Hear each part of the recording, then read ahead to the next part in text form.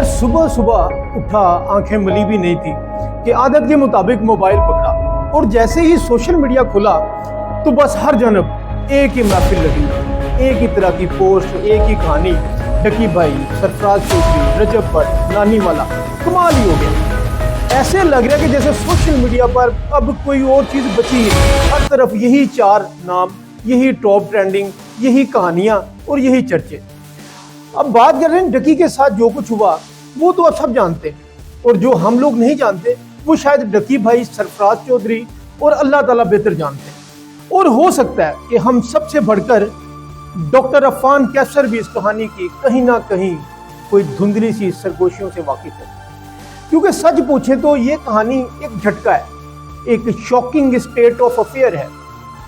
नाज़रीन, डॉक्टर अफान कैसर कुछ अर्सा पहले जब इन्फ्लुएंसर बनने के सफर पर निकले तो इतनी मेहनत की कि शायद इतनी मेहनत उन्होंने डॉक्टर बनने में भी नहीं की हो जितनी एक इन्फ्लुएंसर बनने में कर डाली। ये बात मजाक नहीं है। सोशल मीडिया सार्फिन तो इस चीज के गवाह हैं और दर्जनों कंटेंट क्रिएटर्स भी। आपने एक के बाद एक इन्फ्लुएंसर को पकड़ा, जो भी उनके हाथ लगा, बल्कि कहें जो भी उनके हत्थे चढ़ गया, उस पर खूब तनकीद के तेज तरीन तीरों की बारिश की। डॉक्टर साहब ने इन्फ्लुएंसर्स को, खास तौर पर टिकटॉकर्स को खूब रगड़ा लगाया। जो हत्थे चढ़ा उसकी मंजी ठोक दी। किसी की फैन फॉलोइंग कम हो जाए, किसी का कैरियर हिल जाए, किसी का रोजगार खत्म हो जाए, डॉक्टर साहब को कोई तरस नहीं आया, उन्हें कोई फर्क नहीं पड़ा।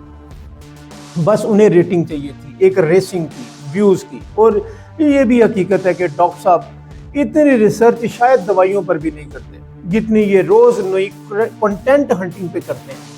अगर उनका क्लिनिक आप देख लें तो यूं लगेगा जैसे क्लिनिक कम है और प्रोडक्शन हाउस ज्यादा है।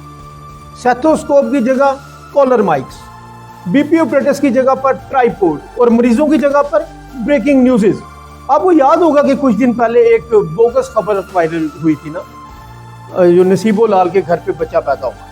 खबर आई ही थी अभी सोशल मीडिया पे, तो डॉक्टर साहब ने आओ देखा ना ताओ फौरन वीडियो बना डाली। उम्र, मेडिकल साइंसेज, मेनोपॉजेज, हार्मोनल स्ट्रक्चर, पूरा मेडिकल थीसिस नसीबो लाल पर उतार दिया।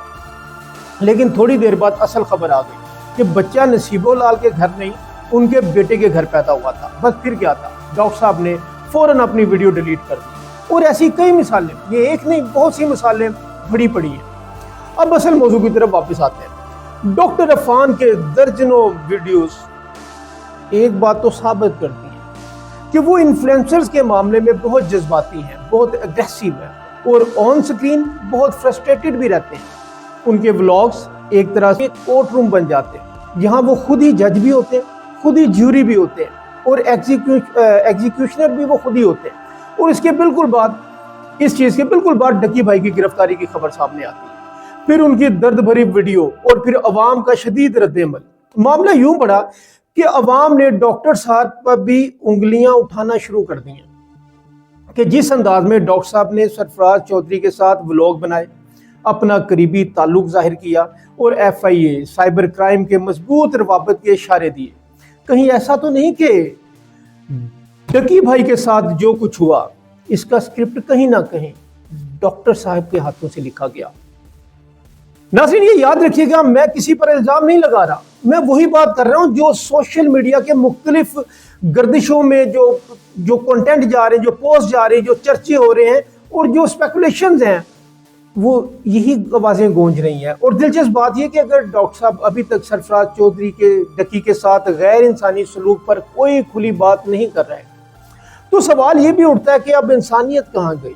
अब वो मोरल लेक्चर्स कहाँ पे हैं?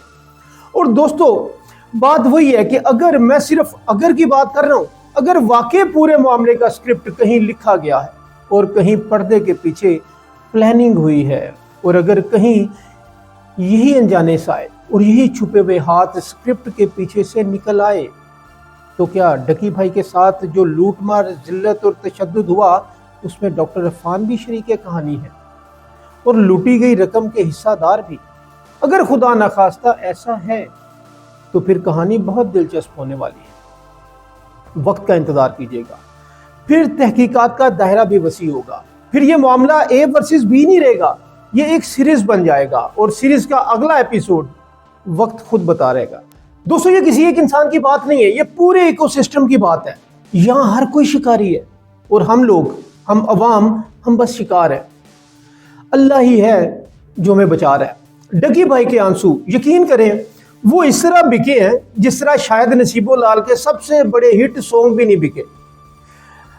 अब बात सोचने की ये है कि ज़मीन पर बैठकर मजलूमियत के साथ दिल की तकलीफ, खौफ, बेबसी, वो खौफजदगी, वो बयान करना एक एक जुमले ने सोशल मीडिया को हिला कर रख दिया। लेकिन ये पहली बार नहीं हुआ, ऐसे कई डकी भाई इस मुल्क में रोज बनते हैं और बिगड़ते हैं और बिखरते हैं, रोज टूटते हैं और कई मनोमट्टी के नीचे चले गए। उन्हें कोई बिग ब्रदर नहीं मिला, उन्हें कोई स्मॉल ब्रदर नहीं मिला, बगैर किसी आवाज़ के। यही असल दुख है। इस वक्त सोशल मीडिया पर डकी के नए व्लॉग की स्टोरी भी तूफानी रफ्तार से वायरल हो रही है। कुछ लीक क्लिप्स, कुछ थ्योरीज, कुछ बोल्ड क्लेम्स, वो भी स्क्रीन पर आ रहे हैं और अभी पर्दे के पीछे हैं। व्यूअर्स, अगर इस चीज़ की बात करें कि डकी का जो नया व्लॉग है उसका स्क्रिप्ट कहाँ पे लिखा गया, लेकिन अगर मैं अभी ये सब कुछ खोल दूं तो वीडियो बहुत लंबी हो जाएगी, इसलिए ये सारा मामला हम अगले वीडियो में खोलेंगे। अपना बहुत ख्याल रखिएगा दोस्तों। ये दुनिया बड़ी बेरहम है और सोशल मीडिया इससे भी ज़्यादा।